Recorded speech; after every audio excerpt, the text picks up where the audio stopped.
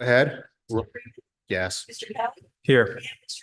Campbell. Here. Wait, I just voted on something. It was supposed to, the answer was here, wasn't it? I think it will suffice. All right, let's do the pledge.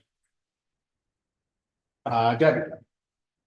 I pledge allegiance to the flag of the United States of America and to the republic for which it stands, one nation, under God, indivisible, with liberty and justice for all. All right. We have one item on the agenda. Do we have anything that, there was nothing else on the agenda from you that came in late? Okay. Greg, you're on, or Chief Wright, you're on.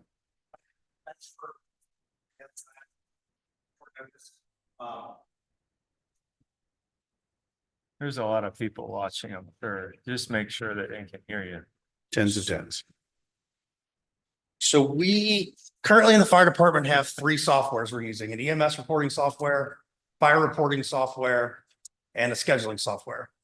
The fire reporting software, not only does it do our fire reports, our inspections, fire hydrants, hose testing, maintenance, inventory stuff, daily logs. So it's kind of the heart of what we do.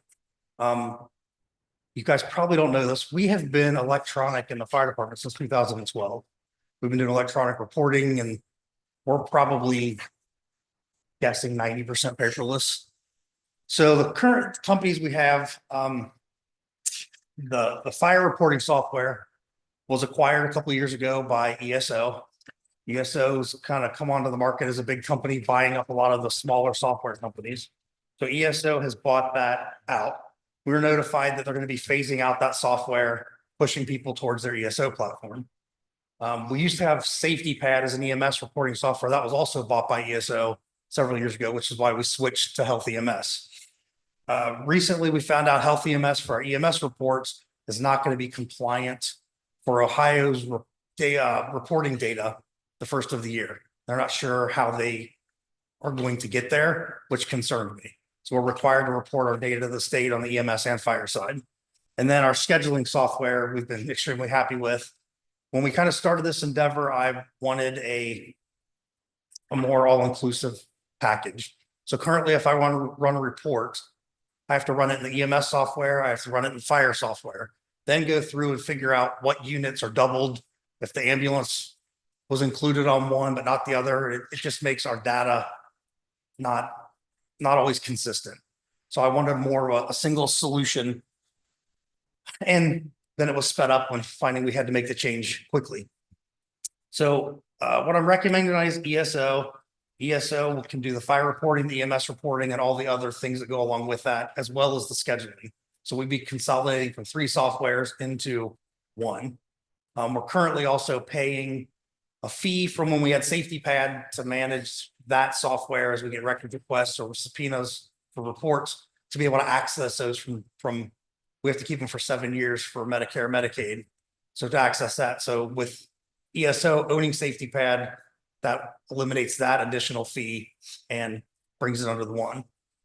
So we're currently paying about $12,751 a year for our current software.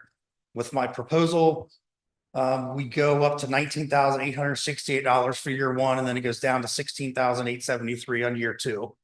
The difference is initially importing all of our current data from the systems we have. ESO can import all of that, so we don't have to spend the staff time rebuilding all of that information. On the EMS reporting side, it'll give us those historic runs on a patient that we can see previous history, previous meds, and those kind of things that if we don't import it, we're starting fresh with a blank database. Last time we made the switch 5-6 years ago, whatever it was, I opted to go cheap and not pay for the data import, and we're still struggling with that. So I think it's worth it up front. The other benefit is years ago when Claremont County signed on to the Ohio Marks system, Marks was very controlling with access to the CAD system and the computer servers. And at the time the contract was written, the state would agree to one software interface. And that software was Firehouse software, which was a huge software used in the fire service, which ultimately was purchased by ESO many years ago. And then they killed off the Firehouse platform. So ESO has the only interface with the comm center. So today we get a run on our MDCs, the run comes in, our folks can look at it. Then they have to use a tablet to plug in the address, the street name, the times. So you have that data error chance. With ESO, going the ESO route, it has the interface, that data will automatically get pushed when we receive it to our reporting software. So we'll have consistent street names.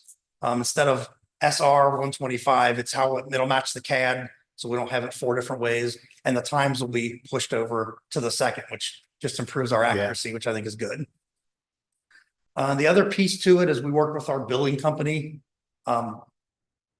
Instead of having to outlay $19,000 up front, our billing company is happy to be a pass-through agency for us. So essentially, if you guys approve the motion tonight, I would sign a letter from them agreeing for them to be the pass-through.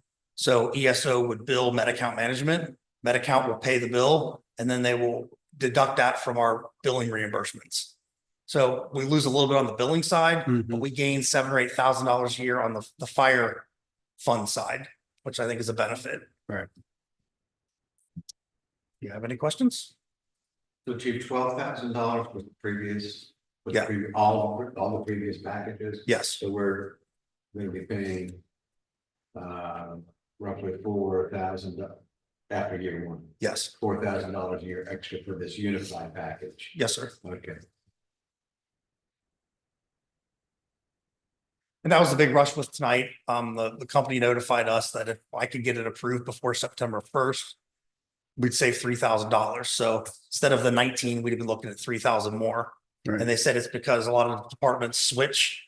So you start the first of the year with clean data and they get into their busy season and they're willing to waive all of the training fees and everything currently if we sign before September 1st. So $3,000 is pretty important to me. Yeah, what thing I'm gonna ask, what would be the length of the contract? It's actually not technically a contract, it's a subscription. And I think they're locking in the price for 5 years. There's a percentage increase annually for their server maintenance and just fees. I did have Katie review the agreement and she was fine with how it was presented. But I think that's a 60-day notice in there. So if we would choose next year that we find a better product that's cheaper, I think it's 60 days notice and we can cancel. There's no cancellation fees because it's a subscription. A year of subscription. Yes, What you buy 1 a year. yes. Okay. Is there a provision in that contract to be able to get that data? Or is there a fee for that? And, in case we decide. I don't think a fee from them. I think if we would switch softwares, it would be a fee for the new company to import it all. But because it's medical, mostly the protected medical information and stuff, they have to allow us to have access to the data. So I mean, we still have a system from 2012 that we have access to pull that data if we need to. Okay, so why don't we do this? Why don't we have Craig go ahead and read the motion? And then if we have any further questions, then we can do that, or we can just call the roll. So there was a motion in the agenda that I did not write, so I gave you guys an amended motion that's very similar to that one. So I request a motion to approve the subscription with ESO Incorporated for emergency services software for the yearly cost of $19,868 and year 2 cost of $16,873. The upgrade and software is necessitated by the discontinuation of our current software from one company and non-compliance with new standards for the other software provider. Also directing Chief Wright to authorize Med-Account management to be the pass-through agency for billing and payment of related expenses. Okay. Guys have any other? Okay. We have a motion? Is there gonna be any savings as far as staff time and like double data entry? With something like this? So I know you had multiple systems before. Is there any benefit to this kind of unified system where things only get entered once or anything like that, or what? I think there will be. So currently, since everything's manually entered by our staff, we have a QA process to go through and review. That's one of the things they have to look at. They look at a report from the CAD system versus the report that we have to check times and our folks are going on runs. They're trying to key things in. So there's data errors and times, and with receiving the push from the CAD system, We've eliminated some of those, so it's gonna save time creating the report. It's gonna save some time making corrections when we do our quality control in the background. And then the added cost with importing all the data will save a tremendous amount of staff time. So we have years of fire inspection records. If we don't import the data, we would have to manually enter every business in their contact information. And so this will have all that imported over. So it'll save a tremendous amount of time. So at least some portion of that additional cost will be washed out through saving and, you know, Yes, what sir. we're paying. Yes. That's all I have. We have a motion. I will second. Okay. We have a motion and we have a second. Any other discussion, you guys? All right. Anybody from the audience? Seeing none, let's do the roll call, please, Debbie. Mr. Campbell. Yes. Mr. Kelly. Yes. Mr. Green. Yes. Thank So you. motion passes. The only other motion I think we have on our agenda is adjourn. So move. Second. We've got a motion and a second. Do we want to debate that? I think we should. Hearing none, roll call, please. Yes. Mr. Kelly. Yes. Yes, and we are done.